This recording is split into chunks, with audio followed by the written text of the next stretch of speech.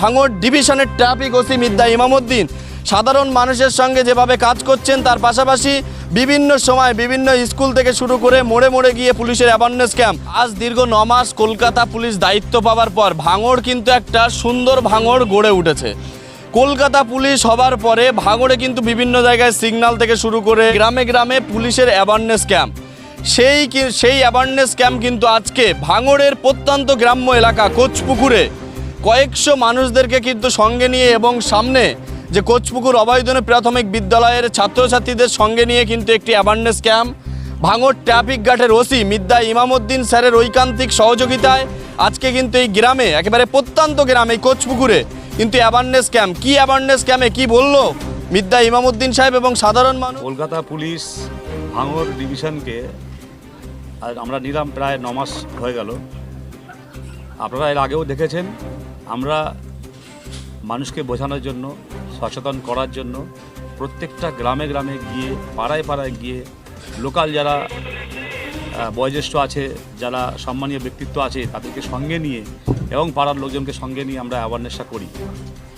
উদ্দেশ্য আমাদের একটাই, আমরা কলকাতা পুলিশ এখানে এসে কিন্তু বিশালভাবে প্রসিকিউশন শুরু করা, মানুষকে হেনস্থা করা, মানুষকে বিরক্ত করা, এগুলো কিন্তু আমরা করিনি। এখানকার পরিকাঠামো যেরকম আছে সেই পরিকাঠামো অনুযায়ী আমরা সবসময় চেষ্টা করেছি মানুষের সঙ্গে থেকে, মানুষের পাশে থেকে। আপনার শখের গাড়িটি আপনি সার্ভিস করাতে চান? চলে আসুন A to Z কার ওয়ার্কশপে। সব ধরনের 4 চাকা আধুনিক উন্নত মেশিন দ্বারা মেকানিক্যাল কাজ, এসির কাজ, dent, paint, service, washing, polish এবং নতুন গাড়ির ডেকোরেশন করা, পাশাপাশি অভিজ্ঞ মিস্ত্রি দ্বারা মেকানিক্যাল ও ইঞ্জিনের সমস্ত কাজ করানো হয়। কলকাতা বা নিউ টাউন থেকে কম খরচে সার্ভিস করাতে পারবেন। ঠিকানা ভাঙড়ের Hatishala 6 lane K1 bus stand ও ইনফোসিসের পাশেই। যোগাযোগ করুন 9832362414 নম্বরে।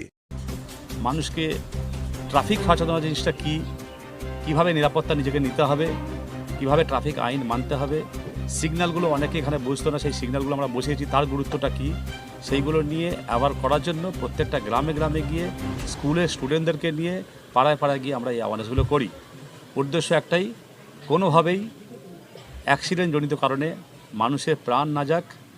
কলকাতা পুলিশ সদা সর্বদা এই চেষ্টা করে যাচ্ছে, রোজকার বেসিসে না থেমে কন্টিনিউয়াস প্রয়াস করে যাচ্ছে যে কোনোভাবে ট্রাফিক দুর্ঘটনা, ট্রাফিক অ্যাক্সিডেন্ট কমানো।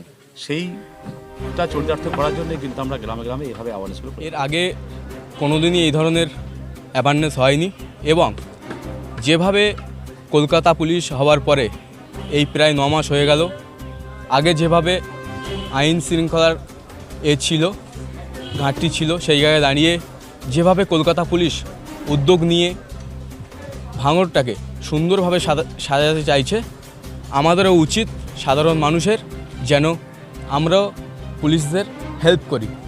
যদি আমরা হেল্প করি, আগামী দিনে এই ধরনের যে খারাপ কীর্তিকলাপ যেগুলো হতো, আইন কি আমরা জানতাম না, আমরা যদি হেল্প করি সুন্দরভাবে আমরা সোনার ভাঙড় করতে পারবো। আমার এই 62 বছর বয়স, এই গ্রামে আমার জন্ম, এখানেই বড় হয়েছে, এখানে শিক্ষকতা করেছি। আমি কোনোদিন এর আগে দেখিনি যে বেঙ্গল পুলিশ বা তার আগেও যারা ছিলেন এরকম অ্যাওয়ারনেস ক্যাম্প আমার জীবনে আমি দেখি।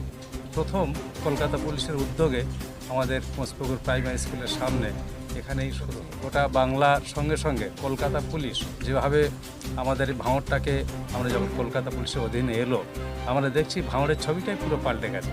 সমাজে মানে পুলিশ যে মানুষের বন্ধু হয়, সেটা কলকাতা পুলিশ আসার পরে, এবং তাদের যে ব্যবহার, তাদের যে বিহেভিয়ার, তাদের যে রাস্তাঘাটে মানুষের, অনেকে বলে মানুষ পুলিশ দ্বারা হ্যারাস হয়, আমরা দেখব কলকাতা পুলিশের এসে তারা মানুষ হ্যারাসের পরিবর্তে তাদেরকে সংশোধন করে দেওয়া এবং মানুষকে সঠিক পথে চালানোর যে দিশা, সেটা প্রথম কলকাতা পুলিশে শিখিয়েছে, এবং মানুষ তাদের অনেক উপকৃত হয়েছে। এবং অ্যাক্সিডেন্ট বলি বা যে কোনো রকমের বাইক দুর্ঘটনা থেকে শুরু করে অন্যান্য দুর্ঘটনা, বা কলকাতায় যেটা হয়তো আগে আমাদের কিছু বন্ধুরা বলছিলেন যে আমাদের এখানে স্কুল টাইমে, যেমন স্কুলের প্রধান শিক্ষক বলছিলেন স্কুল টাইমে জ্যাম অনেকটাই কমে গেছে বাজারঘাটে বা গাবতলা, পাকাপোলের মতো জায়গা, যেখানে একটা সময় 1 ঘন্টা 1.5 ঘন্টা একটা মানুষ পারাপার হতে পারতো না, সেটা কিন্তু অনেকাংশে কমেছে।